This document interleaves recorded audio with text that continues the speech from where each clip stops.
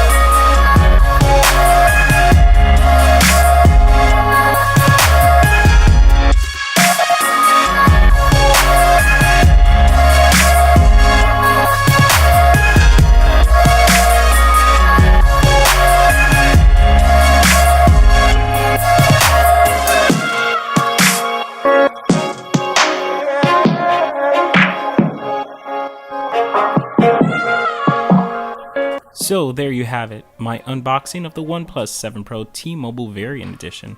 I hope you enjoyed it, and make sure to stay tuned for my upcoming review of the device itself.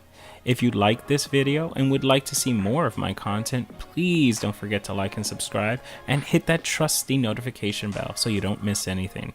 Thanks again for stopping by. See you in the next one. Bye.